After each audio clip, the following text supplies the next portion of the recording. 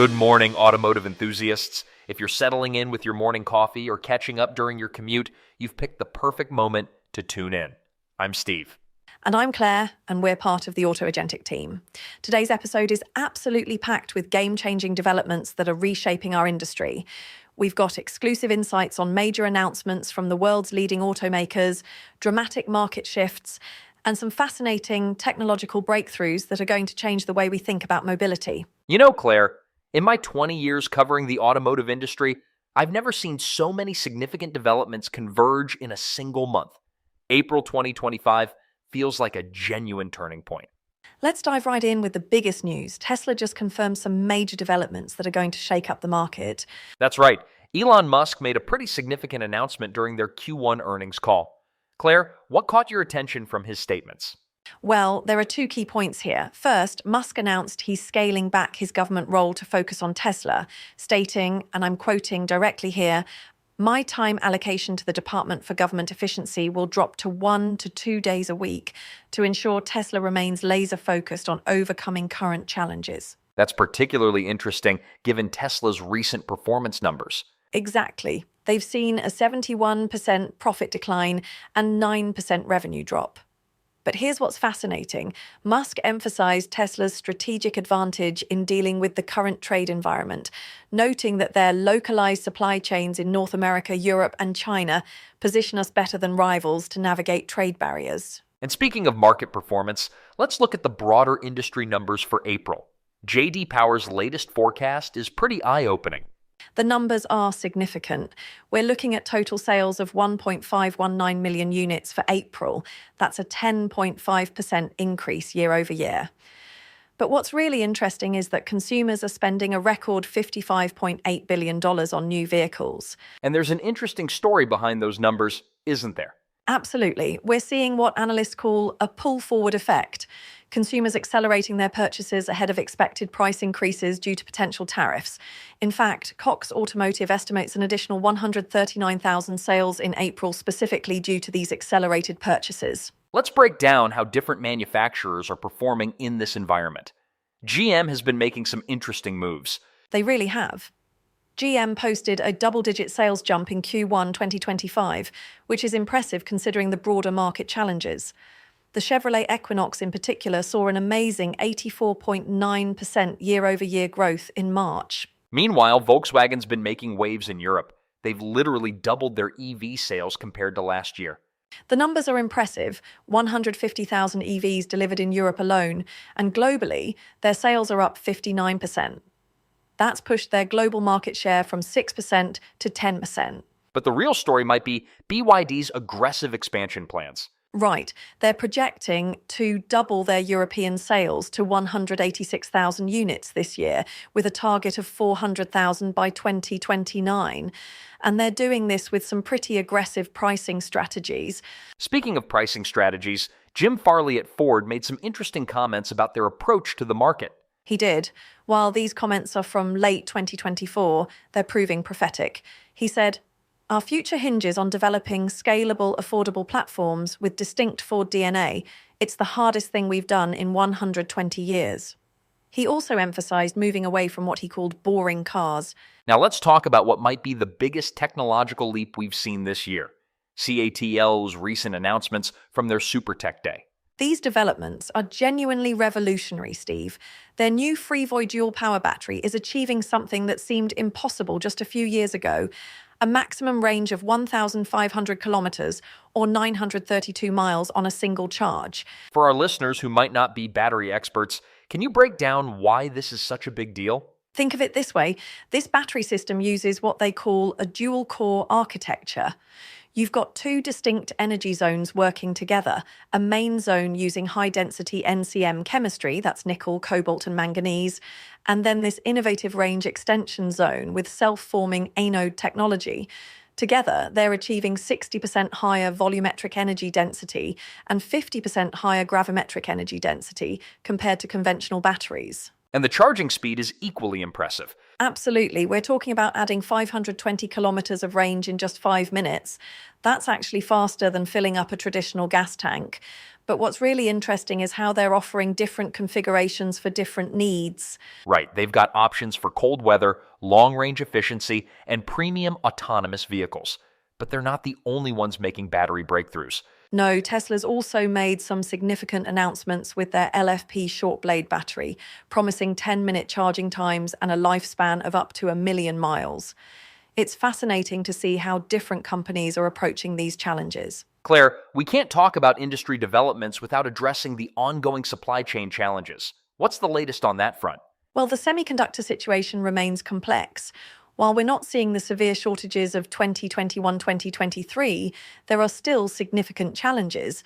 Recent geopolitical tensions, particularly new US tariffs on Chinese imports, are creating new pressures on the supply chain. And it's not just about semiconductors anymore, is it?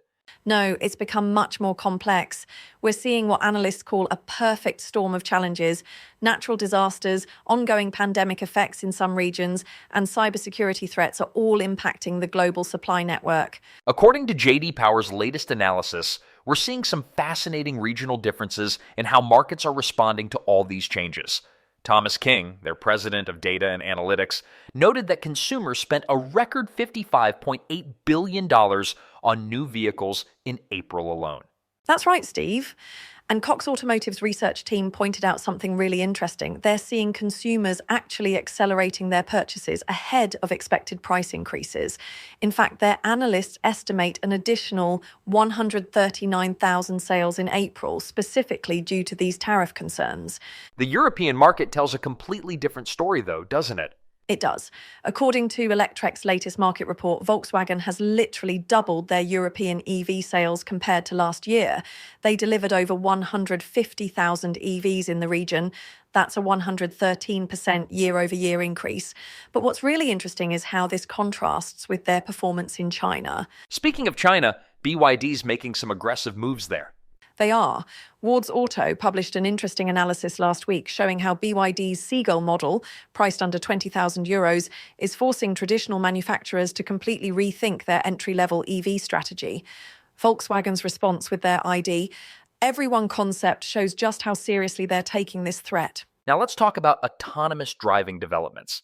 Manufacturing.net published an interesting piece last week about the new federal rules on self-driving car crash reporting. Yes, and this is particularly significant for Tesla. The new regulations, which took effect on April 24th, actually favour companies with extensive data collection capabilities. As Bloomberg's transportation analysts noted in their coverage, this could give Tesla a significant advantage over their Chinese competitors. And we're seeing real-world applications of this technology expanding, aren't we? Absolutely. According to Reuters' latest tech report, we're looking at potentially 3.5 million autonomous vehicles on US roads by the end of this year. But what's really catching my attention is how this ties into the battery technology we discussed earlier. You mean the connection between CATL's new battery configurations and autonomous vehicles? Exactly. CATL's engineers specifically mentioned in their Tech Day presentation that their new dual-core architecture was designed with autonomous vehicles in mind. The redundancy in their power systems is crucial for Level 4 autonomous operation. This brings us to something we at AutoAgentic are particularly focused on: how all these technological advances are transforming the retail experience. Right, according to the latest J.D. Power Dealer Satisfaction Survey, dealerships are increasingly looking to AI to help them navigate this complexity. But there's a crucial point here about implementation. And this is where AutoAgentic's approach really stands out, isn't it? Exactly. Unlike some solutions that try to replace human expertise, we're focused on enhancement. McKinsey's latest automotive retail report highlighted how successful dealerships are using AI to augment their team's capabilities, not replace them. As we wrap up today's extended episode, let's pull all these threads together. Claire, what stands out to you as the most significant developments we've covered? You know, Steve, what's fascinating is how interconnected everything is. Looking at CATL's battery announcements from their Super Tech Day last week, we're not just seeing incremental improvements, we're seeing fundamental shifts that could reshape the entire industry. And based on J.D. Power's latest market analysis, consumers are clearly responding to these changes. They are, and in ways that might surprise people. That record $55.8 billion spending on new vehicles in April really stands out. But what's particularly interesting is how different markets are evolving.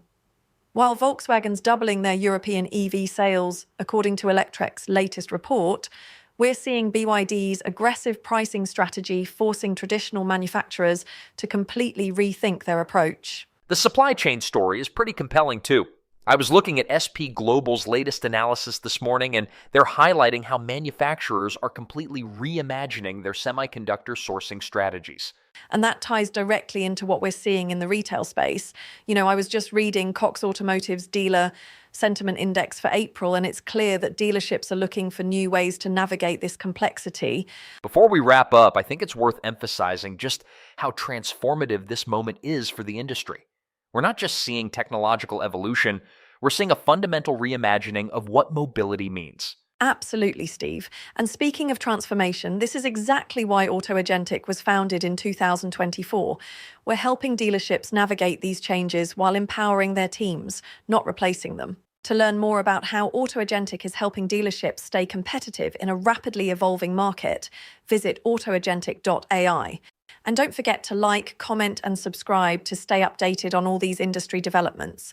We'll be back Thursday with more insights and analysis. This episode of Auto Intelligence was produced by the team at AutoAgentic, where we're using AI to enhance human expertise, not replace it. Stay tuned for Thursday's episode, where we'll be diving deep into the latest developments in autonomous vehicle regulations.